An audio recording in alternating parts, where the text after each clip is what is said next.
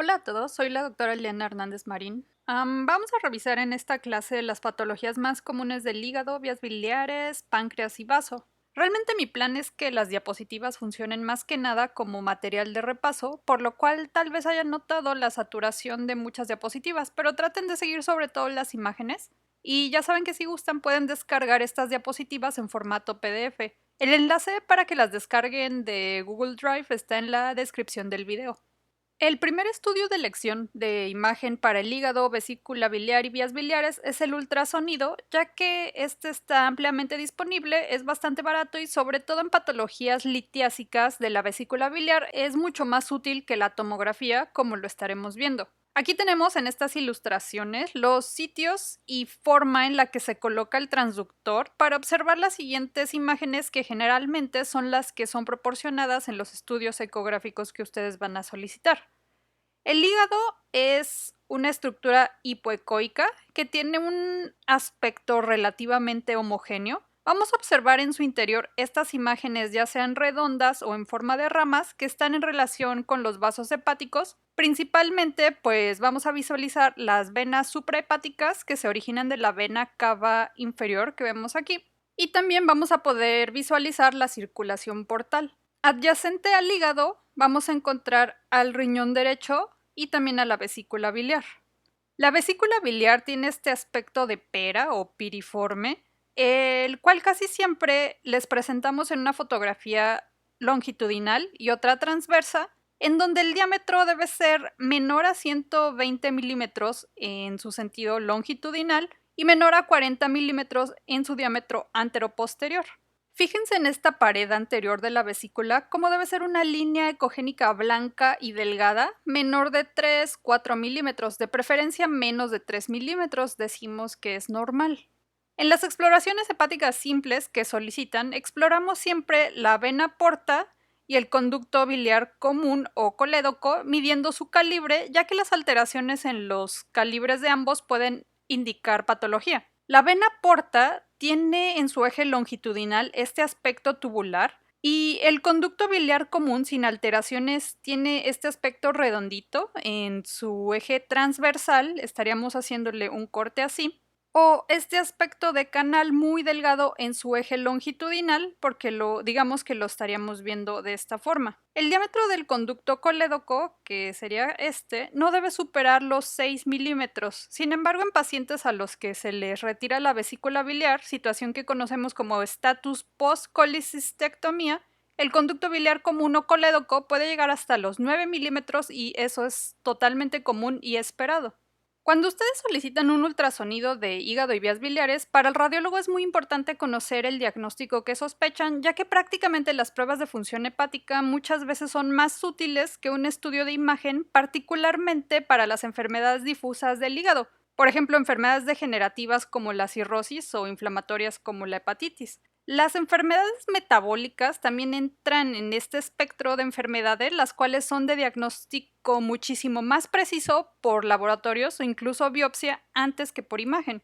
La elevación de las bilirrubinas es uno de los primeros indicadores diferenciales de patología, ya que las patologías que presentan elevación de la bilirrubina no conjugada o indirecta están muy en relación con estados hemolíticos y fallas metabólicas. La elevación mixta usualmente está en relación con las muy comunes hepatitis y cirrosis, y la evaluación de la bilirrubina conjugada o directa podemos diferenciarla en virtud a si hay incremento de transaminasas o incluso ver la relación que guarda entre sí la alanino-aminotransferasa y la aspartato-aminotransferasa para determinar algunas de las causas más comunes de hepatopatía.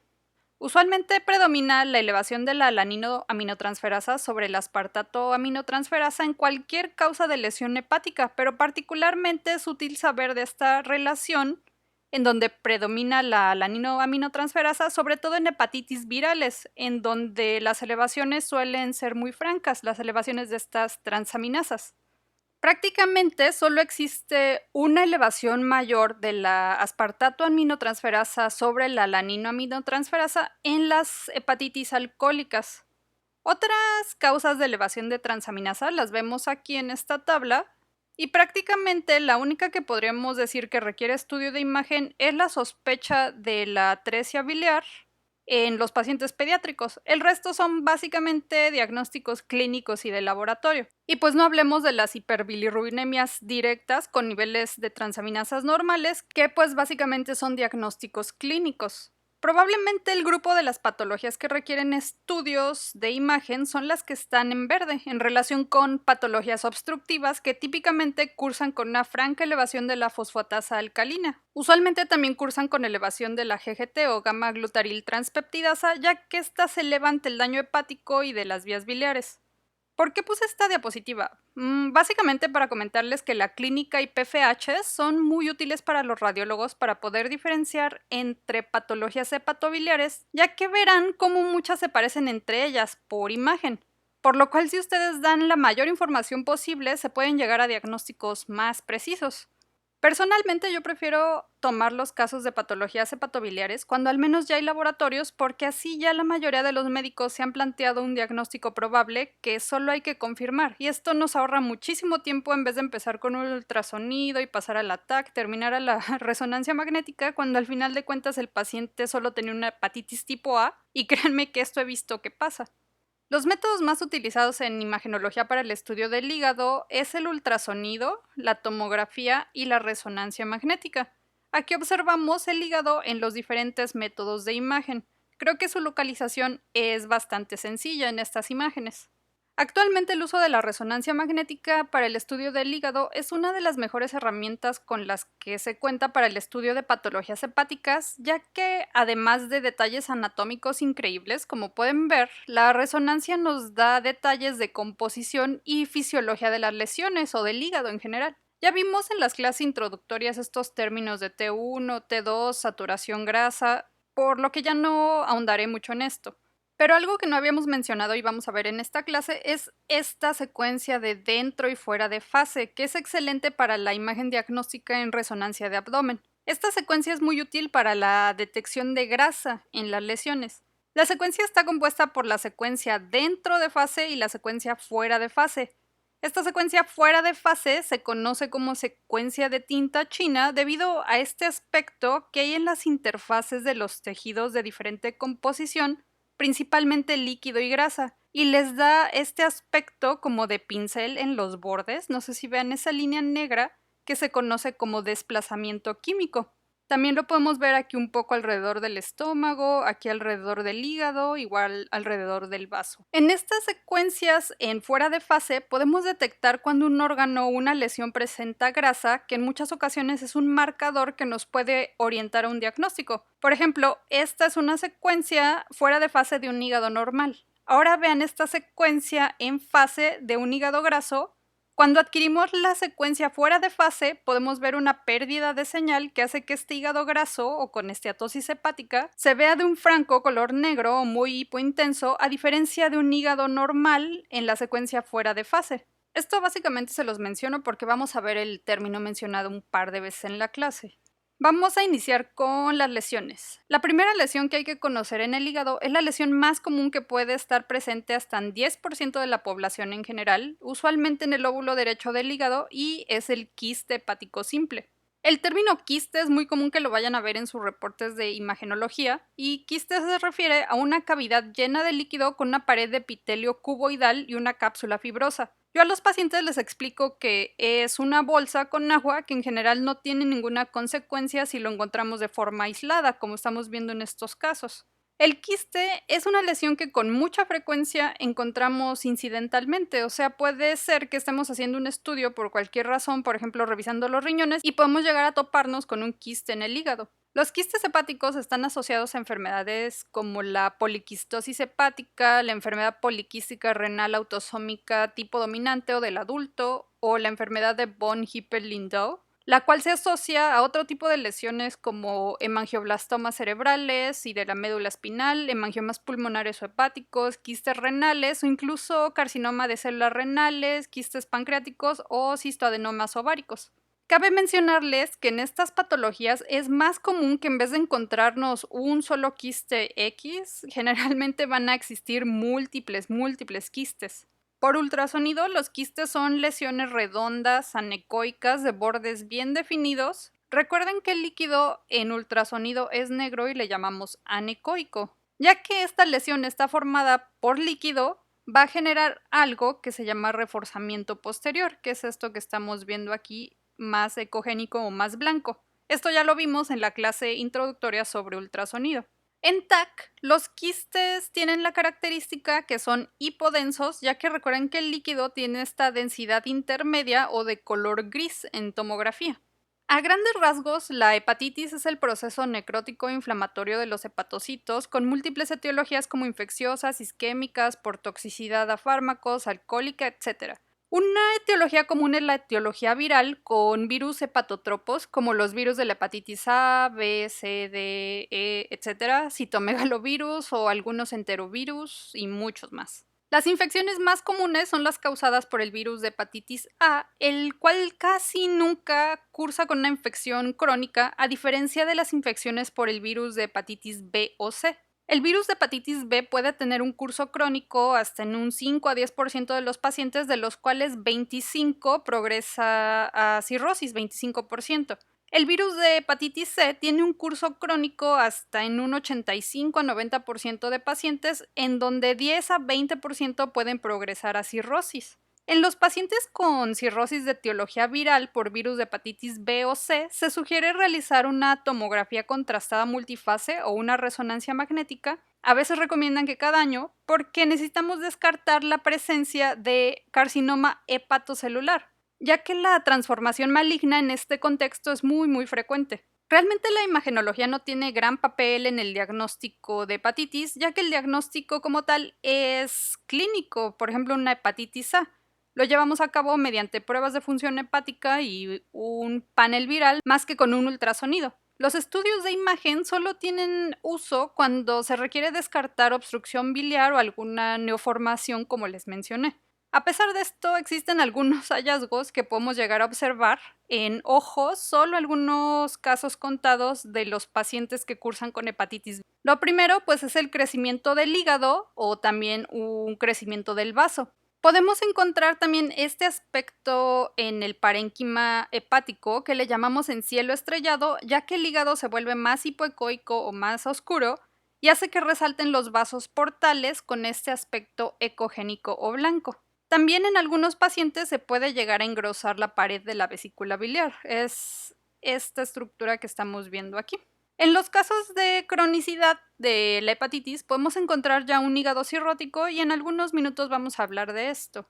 Otro tipo de infecciones que puede afectar al parénquima hepático son las infecciones piógenas, que tienden a formar abscesos de etiología bacteriana. Por ejemplo, abscesos únicos en el caso del gram negativo Klebsiella o abscesos múltiples en caso del gram negativo E. coli. Este tipo de infección puede ocurrir principalmente en pacientes con sepsis o inmunocompromiso.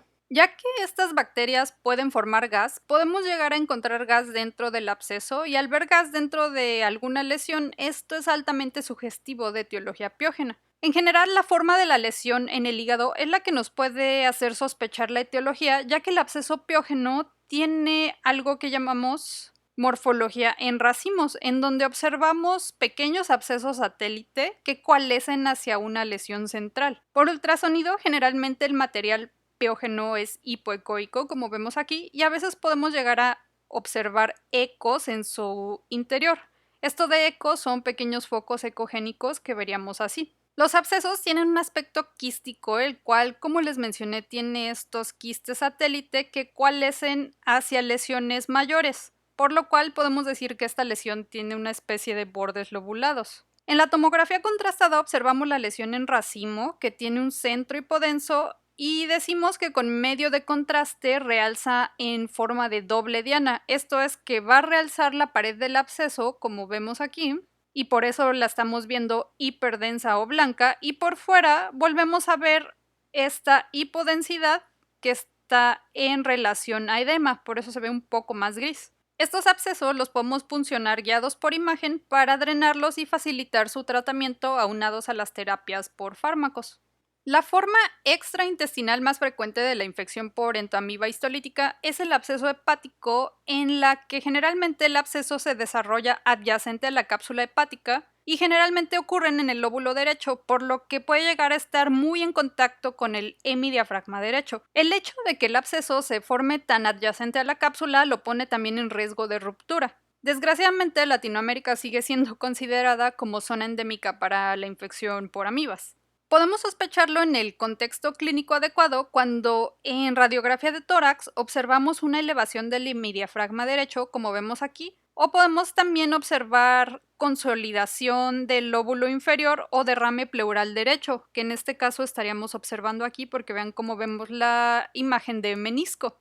En caso de ruptura del absceso en la radiografía de abdomen o tórax, podemos ver sobre la sombra hepática la presencia de niveles hidroaéreos, como vemos aquí, o incluso neumoperitoneo, como vemos aquí, esta línea de densidad de aire bajo el hemidiafragma izquierdo. La ruptura puede causar además empiema del hemitórax derecho. Ya vimos en la clase respectiva pleural el tema de empiema, por lo que ya no ahondaré en ello.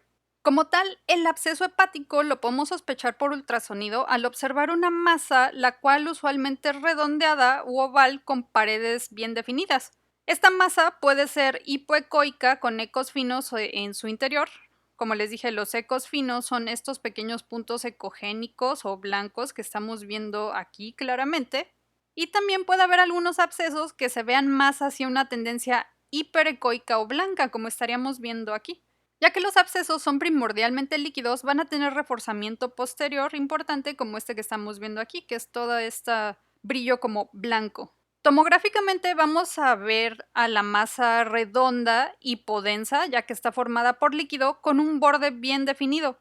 La cápsula generalmente es gruesa y a la aplicación de medio de contraste va a realzar en diana también. O sea, va a realzar con un borde hiperdenso y por fuera vamos a ver un halo de edema hipodenso. Esta es una muy buena imagen de realce tipo diana. La cirrosis hepática es una afección crónica en donde existe daño parenquimatoso hepático generado por fibrosis hepática que convierte al parénquima hepático, que usualmente es homogéneo, como vimos, en un parénquima nodular macroscópico que podemos observar incluso por imagen. Las causas de cirrosis son múltiples y las más comunes son secundarias a hepatopatía alcohólica e infecciones crónicas por hepatitis B o C.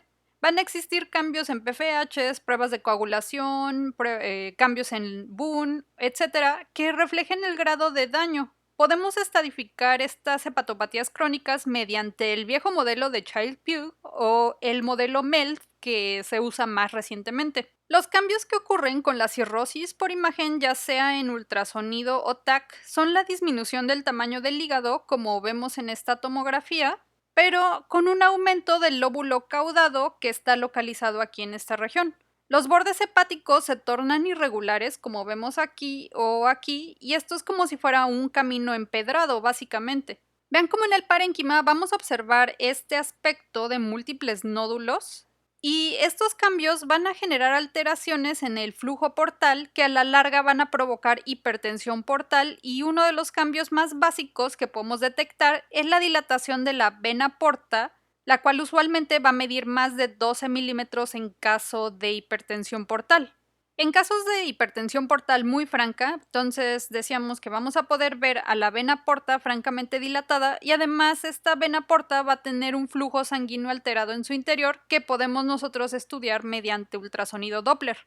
Esta hipertensión portal va a generar también esplenomegalia, así como líquido de ascitis por aumento de presión hidrostática intravascular, generando esta migración del líquido al peritoneo. Este líquido de ascitis lo estamos viendo aquí en tomografía con una densidad intermedia y aquí en este ultrasonido en donde es anecoico, igualmente aquí alrededor del hígado y del duodeno de aspecto negro o anecoico. Estos nódulos que se forman en la cirrosis albergan en su interior muchos cambios histológicos, entre los cuales hay cambios benignos y malignos, desde nódulos regenerativos hasta desgraciadamente hepatocarcinoma celular. Es por eso que decíamos que se debe realizar una valoración continua de los pacientes con cirrosis para descartar el carcinoma hepatocelular. Realmente solo la resonancia magnética es la que parcialmente nos puede diferenciar entre los nódulos benignos y malignos con mayor eficacia diagnóstica en comparación con la tomografía o el ultrasonido.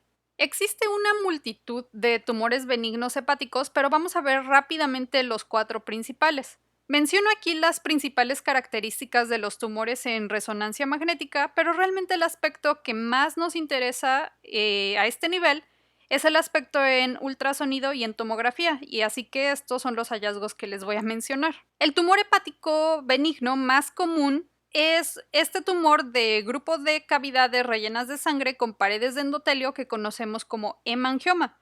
Ocurren raramente en pacientes con cirrosis y una característica es que estos tumores, al ser muy grandes, pueden llegar a tener una complicación que es el secuestro de plaquetas, situación que conocemos como síndrome de Kasabach-Merritt. Esto pues podría generar alteraciones de la coagulación y hemorragias. Por ultrasonido usualmente es ecogénico o blanco y en tomografía tiene la peculiaridad que realza de una manera nodular y discontinua tras la aplicación de contraste. O sea, vean cómo nada más vemos aquí estos nódulos hiperdensos o blancos del contraste que no llenan por completo al hemangioma. El segundo tumor más común es la hiperplasia nodular focal, que está formado por hepatocitos hiperplásicos. Esta lesión típicamente tiene una cicatriz central en rueda de rayos, como la rueda con rayos de una bicicleta que observamos aquí en estas imágenes. Más o menos imagínense qué es esto lo que está sucediendo ahí con esa cicatriz. En TAC, en la fase de contraste arterial realza de una forma homogénea, como vemos aquí, y en fases más tardías de contraste la masa puede pasar un poco desapercibida, pero vean cómo seguimos viendo ahí esa pequeña cicatriz.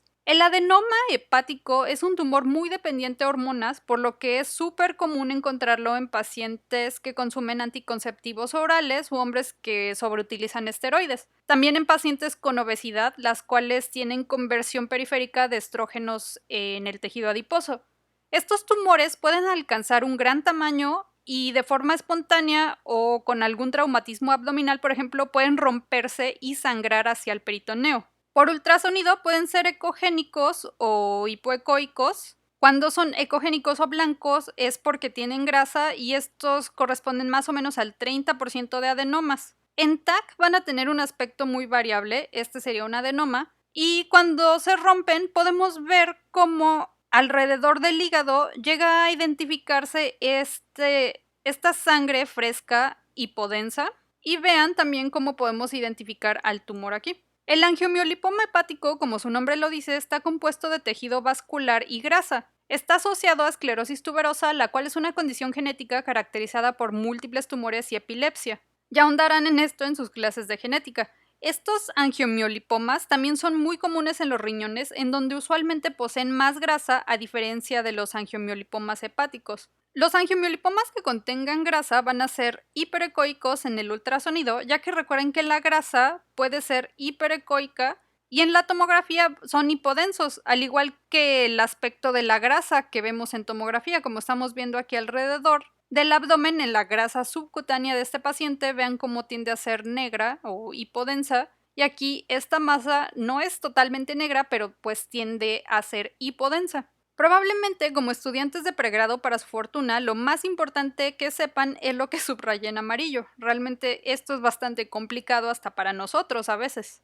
El tipo de tumor maligno o cáncer primario más común en el hígado es el carcinoma hepatocelular. Está asociado, como ya comentamos, a cirrosis de múltiples causas, entre ellas a la infección crónica por virus de hepatitis C o de hepatitis B, en donde el ADN del virus de hepatitis B se integra incluso al genoma de las células tumorales. Obviamente también está la asociación al alcoholismo. También está asociado a la enfermedad por mutaciones genéticas que favorecen el depósito de hemosiderina al hígado o las llamadas hemocromatosis. Estos pacientes con hemocromatosis cursan con cirrosis, diabetes mellitus por afección al páncreas e hiperpigmentación. También puede existir cirrosis en los casos de deficiencia de alfa-1 antitripsina, que ya habíamos comentado en el tema de enfisema en las clases de tórax, así como en la enfermedad de Wilson, que es una enfermedad por depósito de cobre.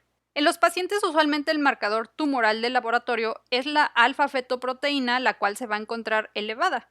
Es un tumor que afecta a adultos mayores de 50 años y afecta principalmente a los hombres casi de manera desmedida, 8-1 en relación con las mujeres. El hepatocarcinoma se puede presentar como una sola masa o como múltiples masas en todo el hígado. Aquí vamos a ver ejemplos de masas únicas o focales. Por ultrasonido podemos observarlo como nódulos hipoecoicos o mixtos. Esto de mixto a lo que se refiere es que vamos a ver un nódulo hiperecoico e hipoecoico.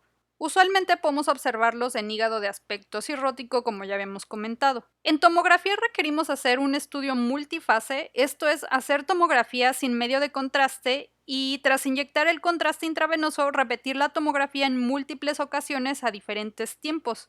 Vean cómo en esta tomografía este hígado tiene unos bordes bastante irregulares y un lóbulo caudado relativamente grande, por lo cual suponemos que esto está en relación con un hígado con cirrosis. Sin medio de contraste realmente no observamos nada, pero al pasar medio de contraste y tomar una tomografía en los primeros segundos, observamos esta masa con una cápsula bien definida y esta masa vean cómo realza mucho, o sea, es muy hiperdensa o blanca en esta fase arterial y vean cómo en fases tardías esta lesión se vuelve más hipodensa que el resto del hígado, por lo cual decimos que la lesión presenta un lavado temprano, ya que el hígado está realzando, pero la lesión ya tiene una menor densidad que el resto del parénquima hepático.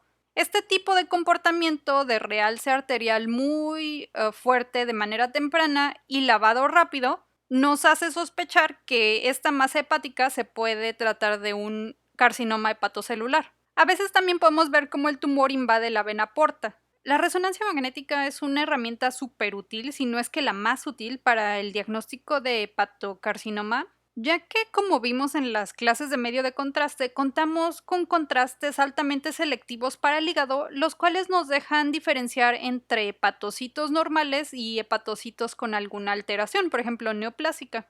En los pacientes con algún cáncer, el que sea, casi 55% llegan a tener metástasis hepáticas que corresponden al estadio 4 del cáncer.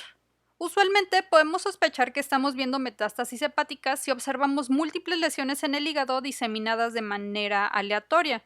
Decimos que las lesiones pueden ser hipervasculares si tienen un alto proceso de angiogénesis o hipovasculares si al contrario tienen necrosis, por ejemplo. Las lesiones hipovasculares generalmente son secundarias a cánceres de pulmón, tracto gastrointestinal, páncreas, mama, linfomas principalmente. Las lesiones metastásicas hipervasculares generalmente corresponden a cánceres por tumores neuroendocrinos, cáncer de riñón, tiroides, melanoma, entre otros.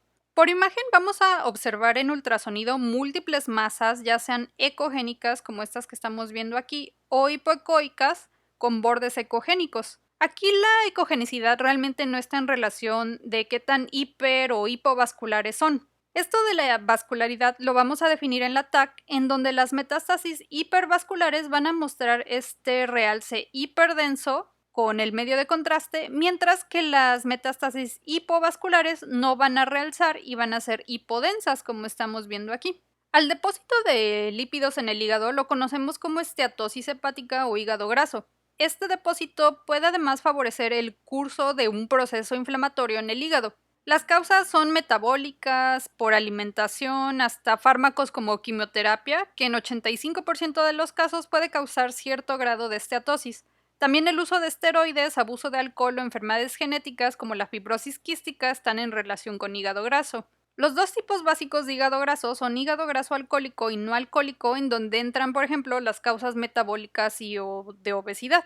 Para este tipo de hígado graso no alcohólico, piensen en pacientes muy jóvenes, desgraciadamente incluso niños, que pueden cursar con hígado graso e incluso inflamación de hepatocitos o hepatitis vaya, y estos pacientes tienen elevación de transaminasas, que son los marcadores inflamatorios de las PFHs. Esto simularía un cuadro presentado en un paciente alcohólico, pero en estos pacientes es la alimentación, metabolismo y genética principalmente las causas de este depósito lipídico y hepatitis, y no el alcohol realmente. Esta situación es conocida como NASH o esteatohepatitis no alcohólica. La esteatosis puede afectar a todo el hígado, forma a la cual le llamamos difusa o en parches, a esto le llamamos geográfica, o también puede afectar en sitios muy focales, a esto le llamamos focal.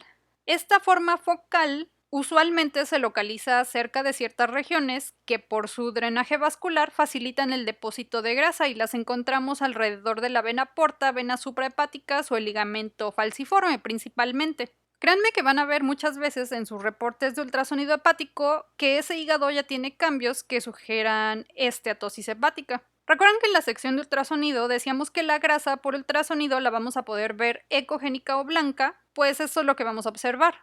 Vean cómo de forma normal el parénquima del riñón tiene una ecogenicidad casi similar a la del hígado, pero en esteatosis el hígado va a ser mucho más ecogénico o más blanco en comparación con el riñón derecho. Esta es como la forma más rápida de suponer que hay hepatopatía por depósito de grasa. Hay algunos otros criterios que los radiólogos tomamos en cuenta, pero esta es la básica que deben de conocer.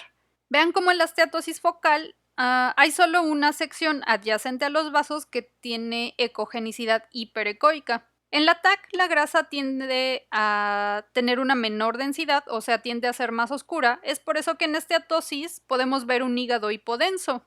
Usualmente esperamos ver al vaso y al hígado con densidades casi similares, pero vean cómo aquí el vaso muestra una mayor densidad en comparación con el hígado, el cual es hipodenso. Y esto está ocurriendo inclusive tras la aplicación de contraste.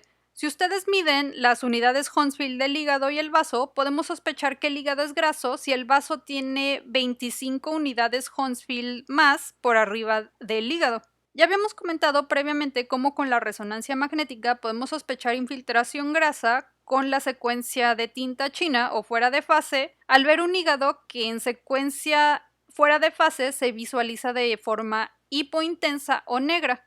Ya habíamos hablado de la hepatopatía congestiva cuando vimos insuficiencia cardíaca derecha en la clase de tórax. Básicamente, las cardiopatías que afectan las cavidades derechas pueden repercutir en la poscarga y en el drenaje de las venas hepáticas a la vena cava inferior, causando estasis sanguínea en el parénquima hepático. Esto mismo ocurre cuando existe obstrucción de las venas suprahepáticas, por ejemplo por trombosis, situación que conocemos como síndrome de Budd-Chiari, o si un tumor llega a infiltrar la vena cava inferior.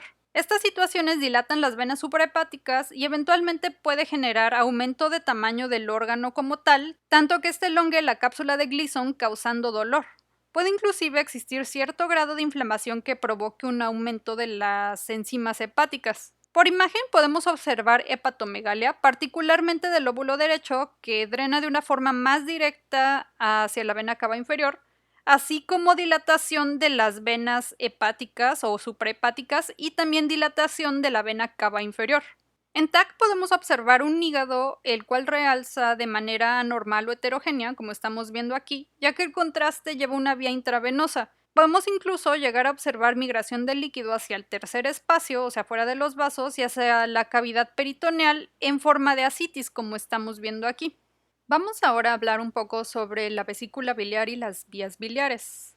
Los estudios de imagen son muy útiles en el estudio de las vías biliares y la vesícula biliar, y particularmente el método inicial más recomendable es el ultrasonido, ya que tiene bajo costo y está ampliamente disponible. En caso de la vesícula biliar, recuerden el aspecto de la vesícula como esta imagen piriforme con una pared bastante delgada. La TAC realmente es muy intermedia, ya que no es muy recomendable para la patología litiásica, pero puede ser algo recomendable en patologías inflamatorias o en caso de procesos neoformativos. El estudio más recomendable en la actualidad es la resonancia magnética, ya que es altamente sensible y específica para todo tipo de patología de las vías biliares. Tiene el inconveniente de que no está altamente disponible, pero si en algún momento van a estar en algún lugar donde cuenten con resonancia magnética, la colangioresonancia es un estudio bastante útil para poder nosotros visualizar las vías biliares.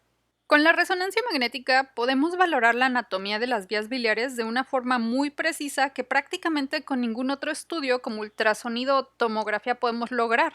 Sobre todo con este tipo de secuencia que reconstruye todas las secciones en donde encuentra el líquido y nos deja formar este tipo de imagen bastante anatómica.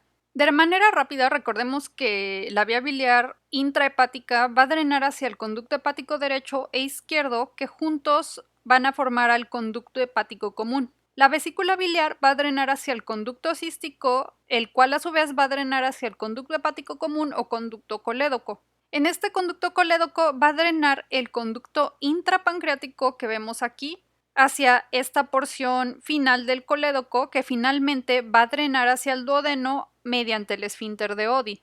Estas imágenes sé que se ven súper raras, pero vamos a enfocarnos en unos puntos en concreto por si en algún momento llegan a ver un estudio con este tipo de imágenes. En un estudio sin alteraciones en las vías biliares, el radiólogo les va a fotografiar una parte del conducto hepático común o conducto colédoco, el cual de forma rápida decimos que tiene que medir menos de 6 milímetros de calibre de aquí a aquí. Vean cómo es un conducto muy delgado si lo comparamos con esta estructura que es la vena porta.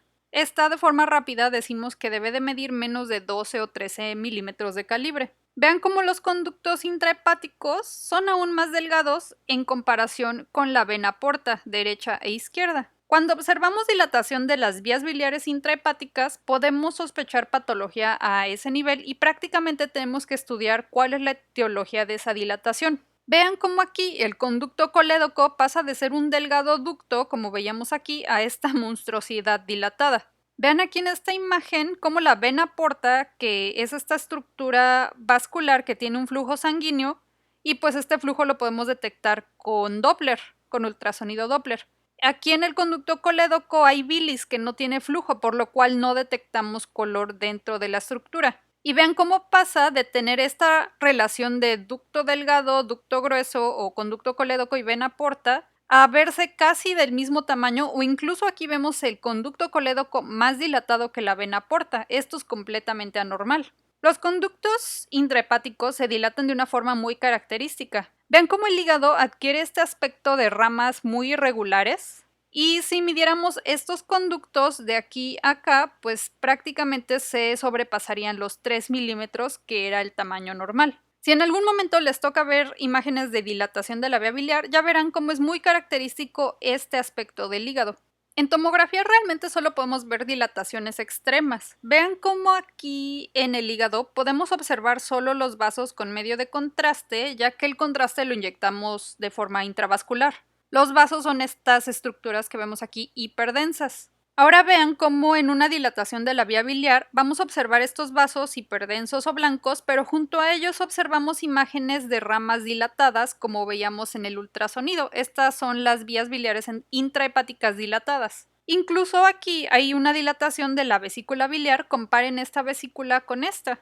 En estos cortes coronales aquí vemos a la vena porta de forma normal, y en esta imagen vemos estas estructuras que no tienen medio de contraste y son hipodensas. Esto corresponde al conducto hepático derecho, este que ven aquí, y el conducto hepático izquierdo, este de aquí. Estos se juntan en un conducto colédoco que se encuentra totalmente dilatado, que veríamos aquí donde está señalando esa flecha. La dilatación de las vías biliares puede ocurrir por causas que obstruyan el flujo de la bilis y causas que no lo hagan. Las causas no obstructivas están en relación con enfermedades congénitas como quistes de colédoco. Aquí el término quiste puede generar algo de confusión, ya que el tipo de quiste más común es este, que más que nada es un aneurisma de colédoco. Le llamamos también quiste de colédoco Todani tipo 1. Hay también quistes como tal de colédoco, que serían, por ejemplo, una formación sacular de esta forma, pero estos son muchísimo menos frecuentes. La enfermedad de Caroli está considerada como el tipo 5 de los quistes de colédoco y se refiere a que hay múltiples quistes, pero en vez de depender del colédoco, estos los veríamos formados en las vías biliares intrahepáticas de esta forma, digamos. Otras causas de dilatación no obstructiva son causas inflamatorias crónicas, como estas dos que vemos aquí. Las causas obstructivas están en relación con sitios de estenosis que pueden ocurrir por estos cánceres, procesos inflamatorios o postinflamatorios, y pues la causa obstructiva más común de todas es la causada por los litos de la vía biliar. No se preocupen por esta tabla, vamos a ver cosas muy puntuales sobre las enfermedades litiásicas e inflamatorias más comunes de la vía biliar. Estos términos pueden llegar a ser muy confusos, pero una forma de entenderlos es preguntándonos en dónde se encuentra el lito en cada una de estas condiciones y cuál es la clínica esencial que los define. Vamos a empezar con las enfermedades que ocurren debido a litos en la vesícula biliar. Primero tenemos la condición en donde simplemente existen litos en la vesícula. Por ejemplo, si se está realizando un ultrasonido de riñones y de repente el radiólogo nota que hay un lito en la vesícula biliar, pero el paciente nunca ha tenido síntomas, a esto le llamamos colelitiasis. Solo hay litos en la vesícula biliar, es lo único que sabemos.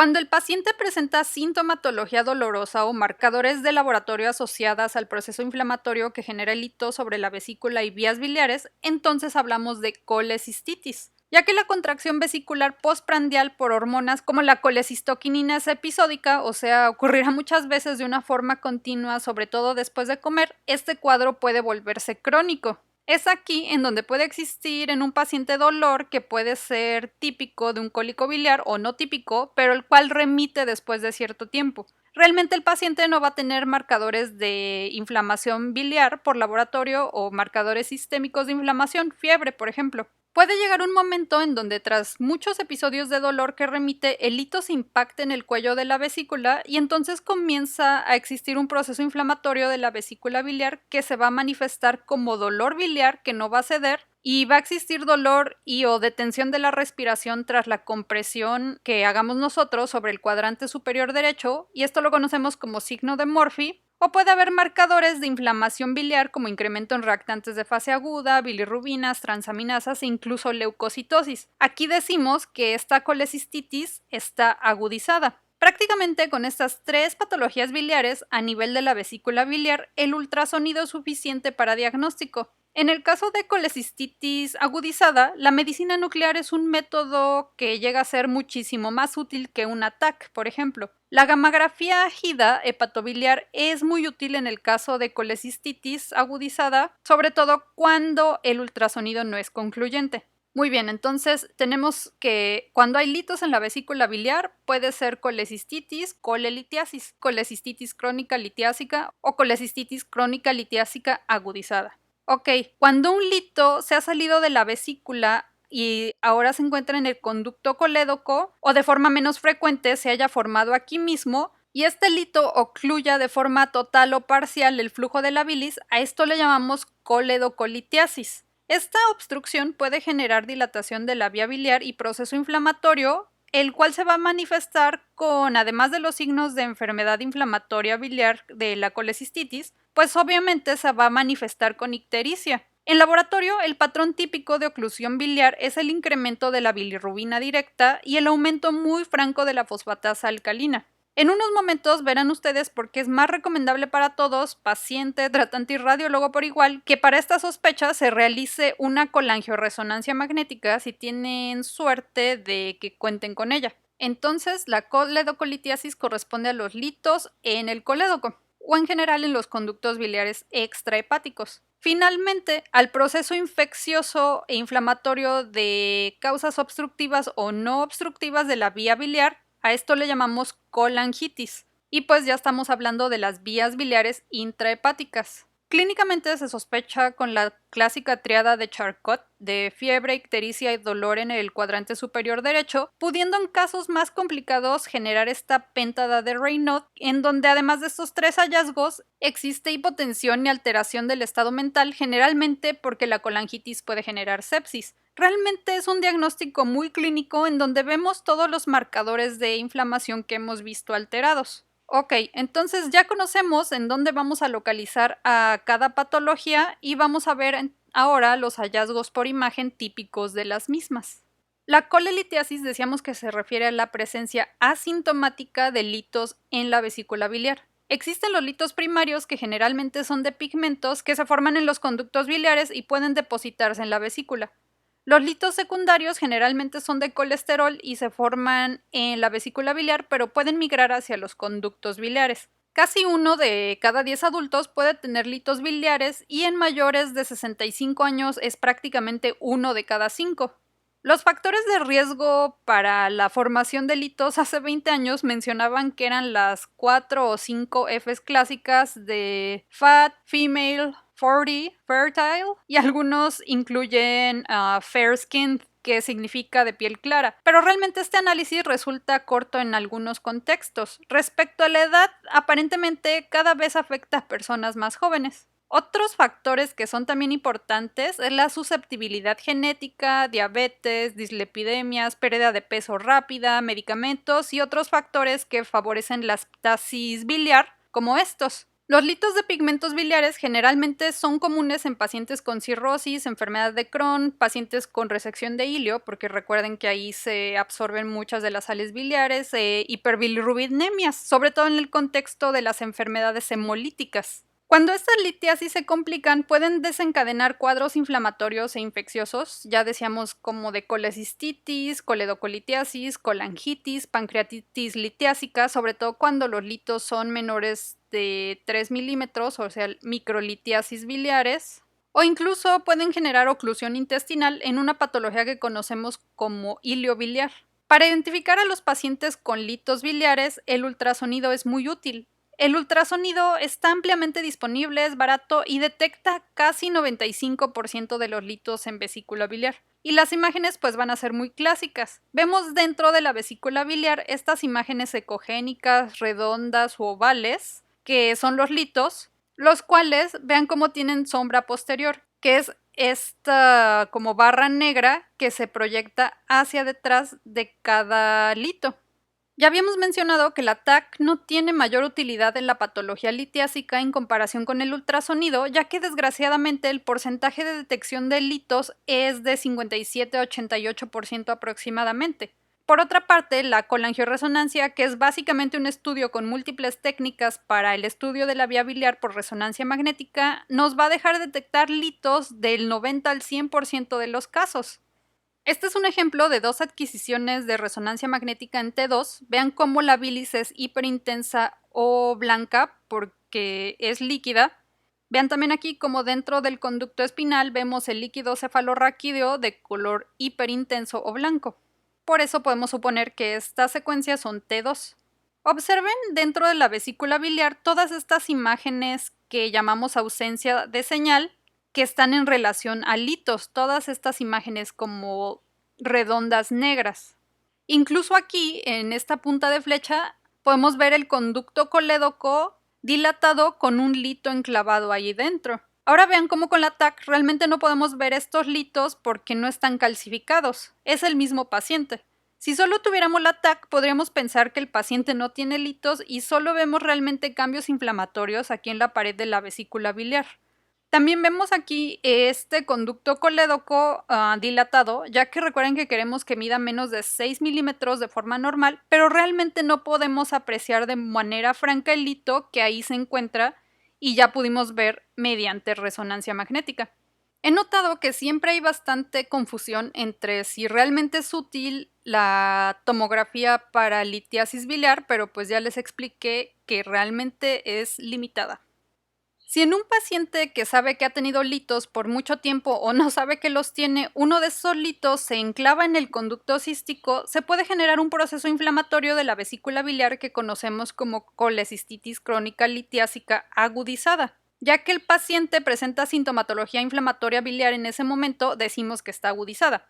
El típico cólico biliar es el dolor localizado en epigastrio hacia cuadrante superior derecho, que también describen como en hemicinturón y que puede extenderse hacia el hombro derecho. Acuérdense que usualmente se agudiza posterior a la ingesta de grasas, ya que la colecistoquinina secretada causa contracción vesicular. Los signos ecográficos de que esta vesícula está pasando por un proceso inflamatorio secundario a litiasis, pues obviamente es la visualización de los litos dentro de la vesícula, y que además esta vesícula se distienda, o sea, puede llegar a tener medidas mayores a las normales de aproximadamente 12 centímetros de largo o mayor de 4 centímetros en diámetro anteroposterior. Un marcador importante de inflamación es que la pared comience a engrosarse, como estamos viendo aquí, y se engruesa más allá de 3 o 4 milímetros. Si vemos esta pared engrosada, probablemente esto corresponda a un proceso inflamatorio. A veces podemos llegar a visualizar el lito cuando está enclavado o a veces no. Realmente esto depende mucho del radiólogo. También vamos a encontrar en algunos de estos pacientes este signo que se llama Murphy ecográfico, que básicamente es que cuando el radiólogo explora al paciente, al comprimir con el transductor el cuadrante superior derecho, esto le va a generar dolor al paciente. Una de las complicaciones de la colecistitis es cuando ocurre isquemia y sobreinfección vesicular generando algo que conocemos como colecistitis gangrenosa, en donde puede ocurrir un engrosamiento irregular de la pared de la vesícula y podemos llegar a visualizar aire en las paredes, Acuérdense que el aire lo veíamos como pequeñas burbujas ecogénicas que proyectaban algo que le llamábamos sombra sucia. Veríamos más o menos así. Algunos de los hallazgos de la colecistitis agudizada en tomografía es el engrosamiento de la pared, como estamos viendo aquí, con cambios inflamatorios de la grasa perivesicular. Recuerden que los cambios inflamatorios de la grasa peritoneal es algo que llamamos deshilachamiento de la grasa y generalmente lo observamos como un aumento en la densidad de la grasa, o sea, en vez de tender a ser negra, la vemos gris. En este ejemplo observamos además aire en la pared en relación con colecistitis enfisematosa. En este caso no podemos visualizar litos, pero aparentemente aquí sí vemos algunos cambios hiperdensos dentro de la vesícula que puede estar en relación con hemorragia o con litos aquí dentro de la vesícula. Un método muy sensible y aceptablemente específico que pocas veces utilizan en el contexto clínico es la colecintografía o gammagrafía biliar. Es útil sobre todo en casos que el ultrasonido no sea concluyente.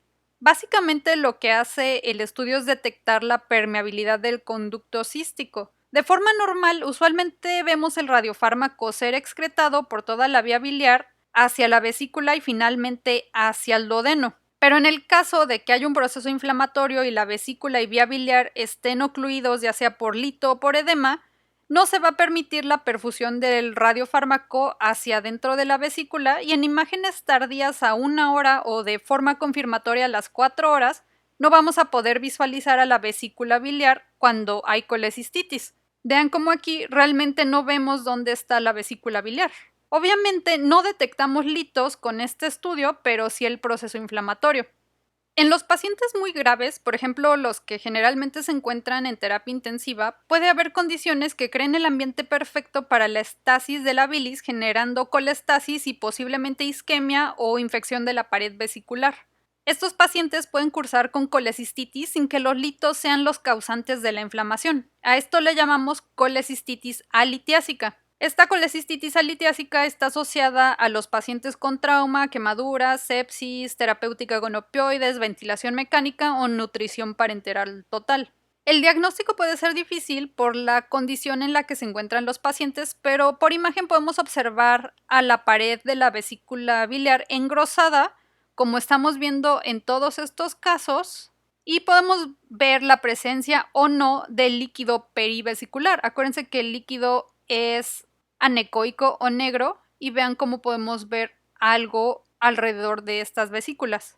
También podemos llegar a ver lodo biliar, que es esto que estamos viendo aquí como bastante irregular, que pertenece a bilis densa. En estos pacientes también podemos utilizar la gammagrafía hepatobiliar para el diagnóstico de forma similar como lo hacíamos con la colecistitis crónica litiásica agudizada de la diapositiva pasada. Ya que generalmente en estos pacientes puede ser complicado realizar cirugía, un tratamiento que a la vez es diagnóstico es realizar una colecistotomía percutánea en donde introducimos un catéter para drenar la bilis y descomprimir a la vesícula. Aquí vemos cómo podemos guiar mediante ultrasonido una aguja de punción que nos servirá como guía para introducir estos catéteres y dilatadores también. Este es otro de los procedimientos que es realizado por los radiólogos intervencionistas.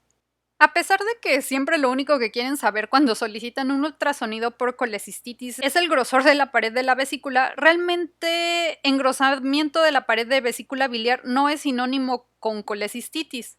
Cuando la vesícula se engruesa de forma difusa o global, manteniendo sus contornos lisos y regulares, puede haber un sinnúmero de razones que provoquen esto. Una de las causas más comunes es en los pacientes que se encuentran en estado postprandial. Vean cómo se ve una vesícula postprandial si la comparan con una vesícula biliar normal que veíamos en diapositivas previas. Es por eso que cada vez que vayan a solicitar un estudio de hígado y vías biliares, mejor pregúntenle al paciente las horas de ayuno, ya que el radiólogo los va a interrogar sobre eso. Generalmente en las situaciones de urgencia no es tan necesario, sobre todo porque los pacientes por el mismo dolor han estado sin comer. Pero tomen en cuenta esto. Qué tantas horas requieren de ayuno ya dependerá de su radiólogo. Además de las causas inflamatorias que ya revisamos que engruesan la pared de la vesícula, la colangiopatía relacionada con el SIDA, y ya hablábamos de las hepatitis, también las úlceras perforadas, pancreatitis, como vemos en este ejemplo, o mononucleosis, pueden provocar engrosamiento de la pared de la vesícula biliar. Es muy común en pancreatitis encontrar este tipo de vesícula con pared engrosada, y si no integramos correctamente el diagnóstico, estos pacientes con pancreatitis pueden terminar más complicados con colecistectomías que eran innecesarias, ya que solo era reactiva, o sea, solo están respondiendo a la pancreatitis, y no quiere decir que además de pancreatitis el paciente tenga una colecistitis agudizada. Otro gran grupo que genera engrosamiento de la pared de la vesícula son las enfermedades sistémicas que generan estasis vascular, retención de líquido o fuga de líquido al tercer espacio, como la insuficiencia cardíaca congestiva o la insuficiencia renal, cirrosis, hipoalbuminemia o ascitis. Vean este ultrasonido de un paciente con insuficiencia cardíaca congestiva. Es común que estén realizando un ecocardiograma y alcancen por ahí a ver a la vesícula y se espanten por el engrosamiento de la vesícula. En sí, el paciente puede que no tenga ningún tipo de hallazgo clínico correspondiente a colecistitis, pero vean como aquí, por ejemplo, vemos inclusive litos dentro de esta vesícula. Si no tenemos en cuenta que puede existir engrosamiento de la vesícula en caso de insuficiencia cardíaca, podríamos malinterpretar estos hallazgos como una colecistitis agudizada. Ven aquí en este video el engrosamiento de la vesícula biliar y observen que alrededor de la vesícula hay esta banda negra o anecoica en relación al líquido de ascitis. Por lo tanto, este engrosamiento difuso de la vesícula biliar pues corresponde únicamente a un paciente con ascitis. Otra causa de engrosamiento de la vesícula biliar es como tal el cáncer de la vesícula biliar, y en ese caso sería prácticamente el contexto clínico el cual nos podría orientar al diagnóstico. La vesícula biliar también puede cursar con infiltración leucémica o linfoide que esté engrosando sus paredes. Cuando hay un lito que obstruye de forma total o parcial el conducto colédoco, a esta situación decíamos que le llamamos coledocolitiasis. Ya habíamos hablado de ella diciendo que puede cursar con un cuadro de cólico biliar con hiperbilirrubinemia e ictericia obstructiva. Puede desencadenar también infección de las vías biliares o colangitis, así como pancreatitis, sobre todo cuando el lito ocluye por debajo del nivel en donde el conducto pancreático se une al colédoco, en la papila, por ejemplo. Por ecografía puede llegar a ser difícil localizar a los litos fuera de la vesícula debido a que puede interponerse el duodeno o colon, dificultando la visualización de los conductos extrahepáticos. Si tenemos suerte, podemos llegar a ver el lito ecogénico con sombra sónica posterior, pero este va a estar dentro del conducto colédoco. Generalmente vamos a observar también dilatación de la vía biliar, que recuerden que veíamos como una especie de árbol. La TAC usualmente tiene una sensibilidad entre el ultrasonido y la resonancia magnética, pero vamos a ver cómo la resonancia magnética mediante técnicas de colangioresonancia tiene mayor capacidad diagnóstica para observar a los litos dentro de la vía biliar. Ven en esta resonancia magnética en adquisición coronal cómo podemos observar esos puntos negros que llamamos ausencias de señal dentro de la vesícula biliar aquí y dentro del conducto colédoco ahí. Ya pasaron, ahorita los volvemos a ver aquí. Entonces, esas ausencias de señales son litos. En este caso son prácticamente incontables, pero son bastante caracterizables. Nuevamente, aquí los vemos y aquí dentro de la vesícula biliar. Los estoy tapando, pero se los vuelvo a señalar ahí y ahí. Ahora observen esta TAC con medio de contraste en reconstrucción coronal del mismo paciente. Como podemos ver tal vez algo dentro de la vesícula, algunos puntos hiperdensos y aquí al conducto colédoco. Pero realmente los litos no son tan francos como los veíamos aquí en la resonancia. Es por eso que preferimos la resonancia magnética para realizar los diagnósticos de coledocolitiasis o litiasis dentro de las vías biliares. Colangitis habíamos dicho que se refiere al proceso inflamatorio que puede ser también infeccioso de las vías biliares intra y extrahepáticas. Puede ocurrir secundaria a litiasis, particularmente en el caso de la coledocolitiasis, o por estenosis y fibrosis posquirúrgicas, por colangitis esclerosante, por infecciones parasitarias o cánceres obstructivos que ocluyan el ámpula de Vater o el conducto hepático común. Este proceso inflamatorio infeccioso puede originar zonas fibróticas en donde se estenosen las vías biliares y se genere colestasis pudiendo formar litos. Una forma de dividir a las colangitis es si la bilis es supurativa o no lo es. Generalmente, la estasis biliar puede generar infecciones por E. coli o gram negativos. La colangitis es más que nada un diagnóstico clínico y de laboratorio, como veíamos por la tríada de Charcot y la pentada de Raynaud, pero también por imagen podemos llegar a observar dilatación de la vía biliar o cambios que engruesen las paredes de la vía biliar, como vemos aquí en este ultrasonido, esta banda de tejido que está en las paredes del conducto colédoco. De este lado, pues estamos viendo dilatación de la vía biliar. Tras cierto tiempo, la colangitis puede generar estas zonas con estenosis y dilataciones que se conocen como patrón en rosario. Aquí las observamos en resonancia magnética y aquí en una colangiografía en donde inyectamos de manera percutánea o por endoscopía medio de contraste dentro de las vías biliares y observamos al paciente bajo fluoroscopía. De una forma muy rápida vamos a hablar del cáncer de las vías biliares y el cáncer de la vesícula biliar y puntualmente de las cosas que les interesan a este nivel en el que están. Al cáncer que surge del epitelio de las vías biliares intra o extrahepáticas le llamamos colangiocarcinoma. Existe este tumor que ocluye la confluencia del conducto hepático derecho e izquierdo en donde se forma el conducto hepático común y genera obstrucción de las vías biliares. Esto es conocido como tumor de Klatskin. Cuando los tumores son muy pequeños, a veces no pueden ser visualizados por imagen, pero podemos llegar a observar dilatación de la vía biliar y muchas veces es ese nuestro único hallazgo de sospecha por imagen. Obviamente por clínica ya tendrán muchísimo más herramientas que orienten a este diagnóstico. En este ultrasonido podemos observar esta masa dentro del conducto colédoco y cómo está generando aquí dilatación del conducto colédoco. Vemos también aquí un poco de dilatación dentro de las vías biliares intrahepáticas. En esta tomografía con medio de contraste vemos esta masa pobremente definida en la confluencia del conducto hepático derecho e izquierdo y toda la dilatación que está generando de las vías biliares. El tipo más común de cáncer de la vesícula biliar es el adenocarcinoma, el cual tiene múltiples factores de riesgo, pero los más importantes que deben de conocer es el antecedente de pólipos vesiculares, que son estos pequeños crecimientos de tejido hiperplásico o de colesterol que se reportan de manera incidental de forma muy frecuente. La mayoría de veces estos pólipos son benignos, pero existe un pequeño potencial de transformación maligna. Estos pólipos se mantienen en vigilancia y generalmente consideramos que ya el potencial maligno es demasiado cuando estos miden más de 1 centímetro y usualmente se procede a realizar colecistectomía. También la colecistitis crónica litiásica es un factor de riesgo e inclusive se menciona que casi hasta el 90% de cánceres de vesícula biliar tienen litos. También mencionamos en la clase de radiografía de abdomen a la vesícula en porcelana como un factor de riesgo ligero para cáncer de la vesícula biliar. Por imagen podemos ver una masa focal, como en esta TAC con medio de contraste, o también un engrosamiento difuso de la pared, como vemos aquí en este ultrasonido, en donde inclusive vemos un lito.